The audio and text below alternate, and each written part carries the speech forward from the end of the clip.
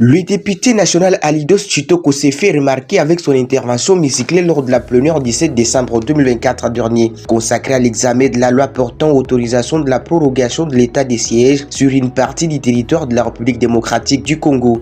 Le leader Djibaya a, dans sa dernière prise de parole, fait entendre la voix des enseignants qui ne sont pas payés depuis 2 mois et qui ont opté pour aller en grève. Honorable Alidos Chitoko, le député attaché à sa base d'un ton ferme, a interpellé le gouvernement de la République démocratique du Congo sur le blocage lié à l'avancement de son territoire en épinglant la disparition de la ville de Chimbulu. Président, chers membres du groupe, honorable et élu je viens par cette notion d'information apporter un cri d'alarme pour la circonscription de Djibaya. Honorable Président, ça fait 3 semaines que les enfants du territoire de Djibaya sont dans la maison suite au mouvement de grève enregistré dans ce territoire au Kassai central.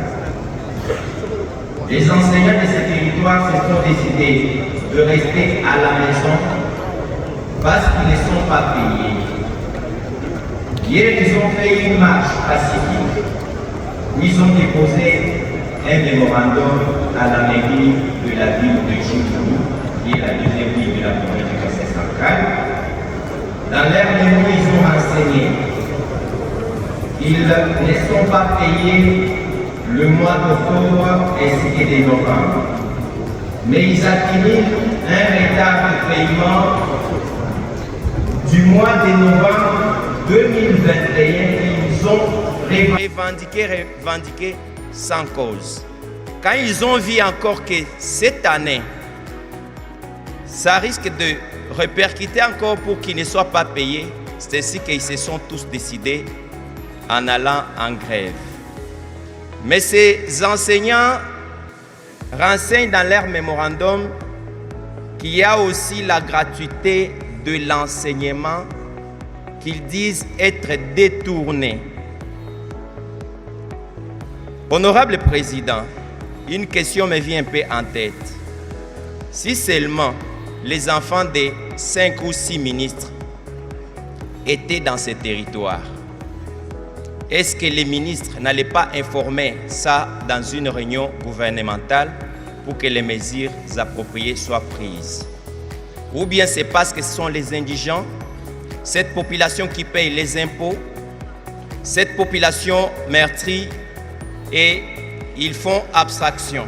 Nous avons fait des recours, il y a même des informations qui sont remontées lorsque les enseignants menaçaient, mais aucune mesure n'a été prise.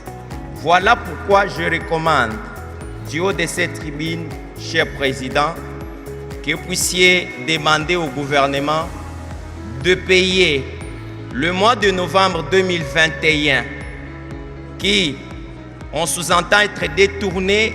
Toutes ces années, on fait des recours. L'OD en province qui dit j'ai reversé, ceux qui sont à qui disent le mois est à Kananga.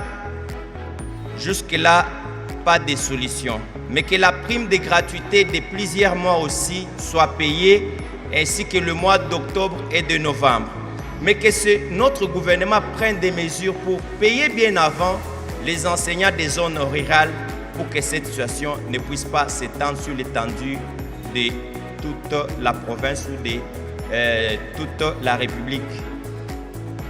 Et la petite deuxième information que j'apporte, comme l'ont abordé mes prédécesseurs, honorables députés et représentants du peuple, je viens aussi apporter cette deuxième information, c'est les 2 ravins qui engloutissent les maisons dans la deuxième ville de la province du Kassai central, Chimbulu, qui risquent de disparaître sur la carte de notre pays. Ces 2 érosions sont à 5 mètres du chemin de fer. Or, le chemin de fer est un moyen par lequel nous accédons aux aliments de première nécessité, dont les ndakala ou les poissons qui viennent du Grand Katanga, parce que sans ces poissons, nous ne pouvons pas bien vivre au Kassai. J'atterris pour demander à ce que le bureau de l'Assemblée nationale recommande au ministère des ITPR ainsi qu'à ses services spéciaux, dont l'Office des routes ainsi que l'OVD, pour aller intervenir urgemment dans la ville de Tchimboulou pour emblayer ces deux érosions qui ont englouti des maisons.